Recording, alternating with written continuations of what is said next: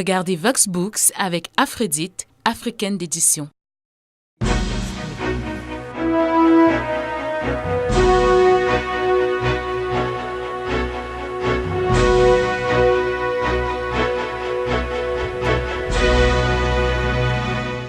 Vous êtes sur Vox Africa et vous êtes bien sûr sur Vox Books. Merci de nous rejoindre. Le rythme de création des organisations régionales en Afrique s'est accéléré à partir des années 1990 suite à l'adoption du traité d'Abuja le 3 juin 1991 créant la communauté économique africaine et du traité de Lomé le 11 juillet 2000 créant l'Union africaine. C'est dans ce cadre que sont nées la plupart des communautés économiques africaines. Issu d'une thèse de recherche, le livre de ce jour analyse le régionalisme africain en mettant en perspective les ambitions communautaires africaines au droit international public. Bienvenue à tous.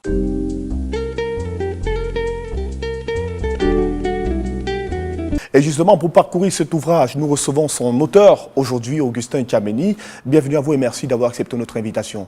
Bonjour et merci, je suis très heureux d'honorer cette invitation. Voilà, vous êtes docteur en droit international public de l'Université de Lyon 3.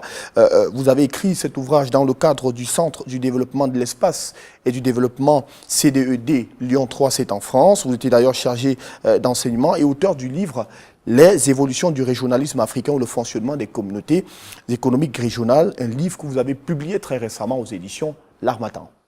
C'est exact. C'est exact. D'accord. Ce livre est le résultat d'une thèse, la vôtre. Tout à fait. Son axe de réflexion s'ordonne de l'idée centrale selon laquelle il convient de rationaliser la démarche africaine de construction continentale qui s'articule autour de deux aspects. D'une part, sa nature décentralisée et d'autre part, la diversification des projets. Deux aspects que vous trouvez originaux, intéressants. Alors, j'aimerais bien vous demander d'entrée de jeu, pensez-vous que ces deux aspects sont réellement aussi originaux et intéressants? Oui, ils le sont, sinon je ne l'aurais pas dit. On a très souvent une tendance assez facile mais injustifiée de comparer le système africain, peut-être compte tenu du fait que l'Union africaine se dénomme ainsi, à l'Union européenne, alors que, à mon sens, il n'y a pas grand-chose à comparer entre les deux, si ce n'est quelques aspects institutionnels, parfois dupliqués, mais au fond, on a des systèmes assez différents, avec une originalité du système africain qui transparaît aussi bien dans sa structuration que dans son fonctionnement. Sur sa structuration, vous avez ce que j'appelle, d'un point de vue purement formel, le régionalisme multiniveau, avec un système stratifié. Oui, un peu pyramidal.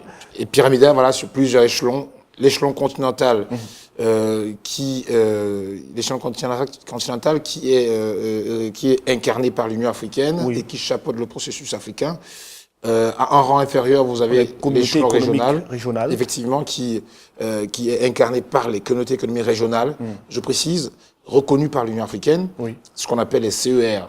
Officiels, parce qu'il y en a qui ne le sont pas. Alors ensuite, vous avez à un rang plus inférieur encore, les États qui sont amenés à mettre en œuvre les différentes politiques communautaires décidées au sein de ces communautés-là. Donc ça fait régional multiniveau, c'est un système très original. Bon, et qu'est-ce que vous pensez qu'il a de si original par rapport au contexte européen, par exemple, où vous vivez, par exemple, en France? Il a de si original, ce qu'il a d'original, c'est comme j'ai dit tantôt, sur cette structuration, l'Union européenne c'est complètement différent. L'Union européenne, on a au sein de l'Union européenne une intégration unique, d'accord, à un seul processus. On n'a pas une diversité de processus comme en Afrique. On a un seul processus, c'est celui de l'Union européenne. Voilà, auquel sont admises les différentes composantes.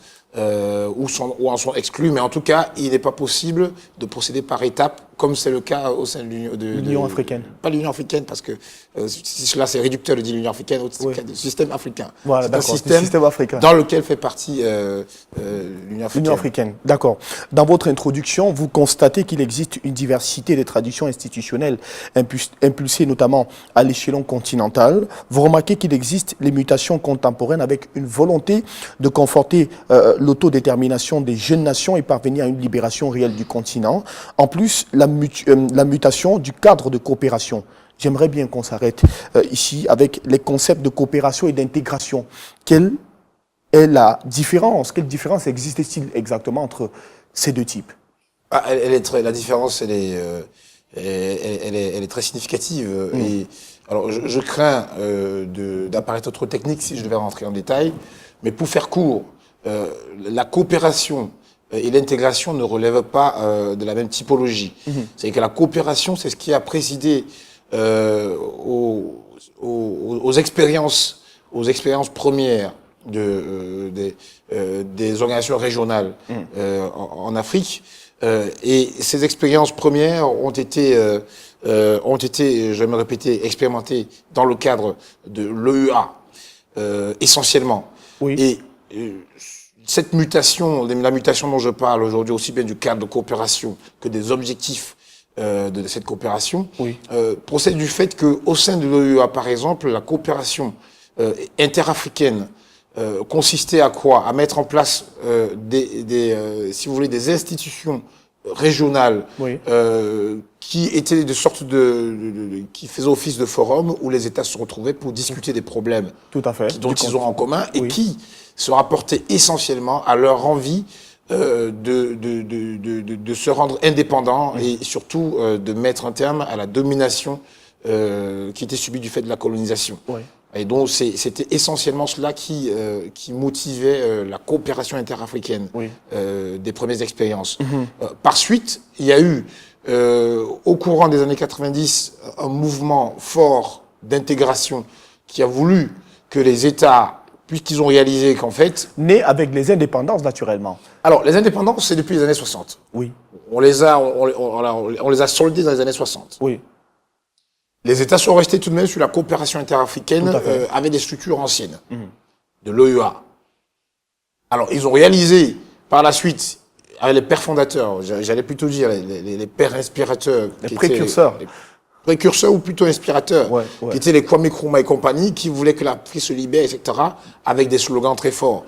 Ils ont réalisé dans les années 90 que ces slogans fort prodigieux n'étaient plus tout à fait adaptés à leurs problèmes contemporains, qui était davantage de développement économique, de libération non plus du colon, mais de la pauvreté.